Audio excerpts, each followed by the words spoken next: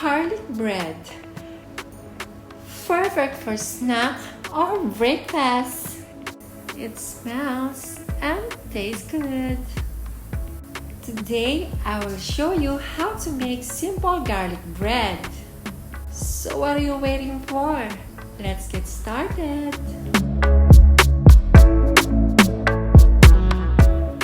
First, pour in the 350 grams of bread flour in a mixing bowl.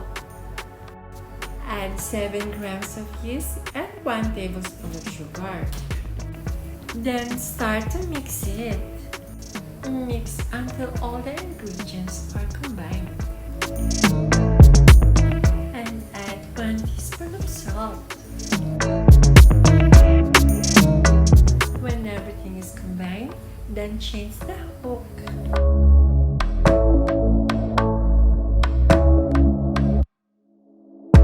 Hook for kneading.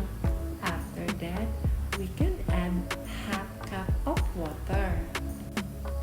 Add 1/4 cup of milk, 1 egg, and 130 grams of butter. And then start kneading. I get a feeling it's gonna taste good. Wow, let's do it faster. Oh, so good. Don't stop.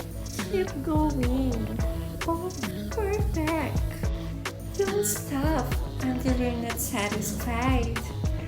Turn to the left and turn to the right. And do what makes you happy. Oh, come on, shaking so much.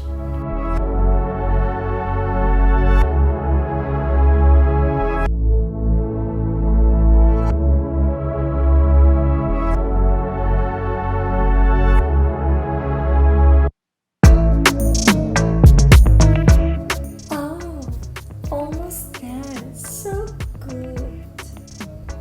After that, make it a round shape and cover with cling wrap. And then press until it doubles in size. Second step, I blend mayo with garlic. And the third step, 160 grams of melted butter with 1 egg. Then mix them well.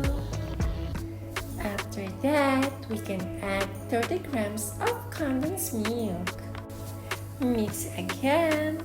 Then add 50 grams of minced garlic. Then mix. And after that, we can add the coriander, dry or fresh. After you mix the coriander, then set aside. Then we can check our dough. I think it double in size right now.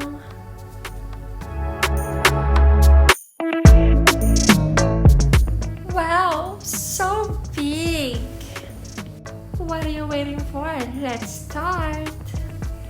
Grab it. Massage a little bit to make it long.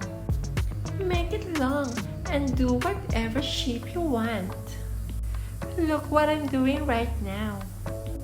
Go ahead, don't be shy. Feels so good.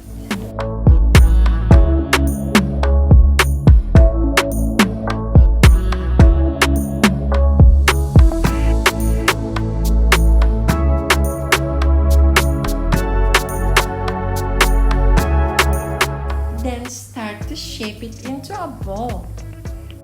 Watch me what I'm doing right now. So lovely.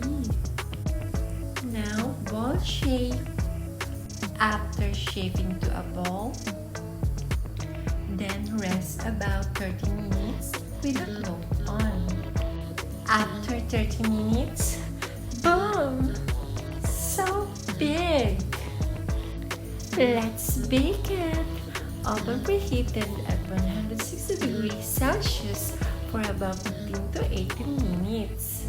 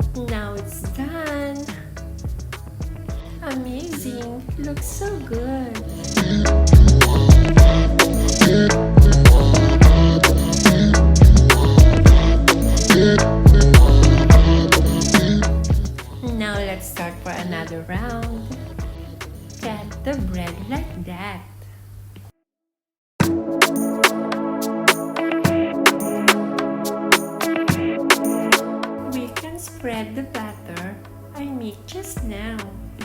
Just do it, don't be afraid. Because it tastes so good.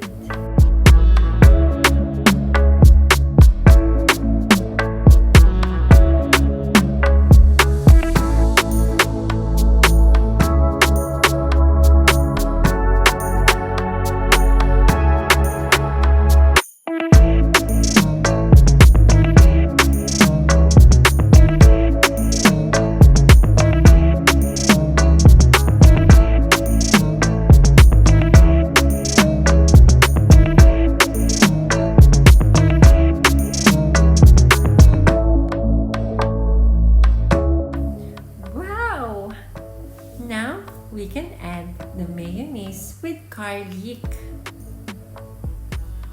Then after that, we can bake at oven preheated 160 degrees Celsius for about 10 minutes.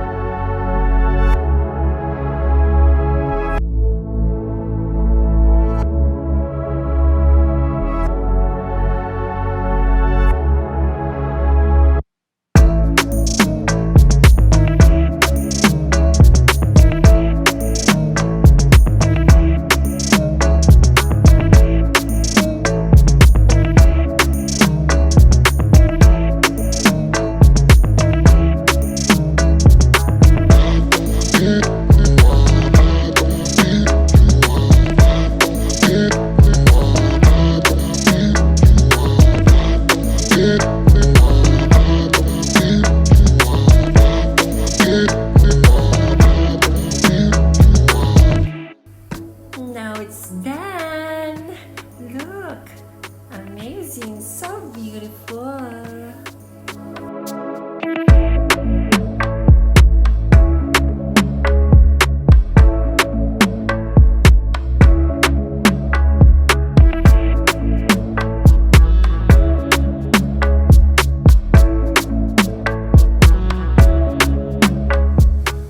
We can sprinkle some powdered cheese. I can't wait to taste it. Looks so yummy. Thank you for watching. Make sure to like this video, subscribe, and hit the bell icon so you get notified whenever I upload a new video. See you in the next one. Bye-bye.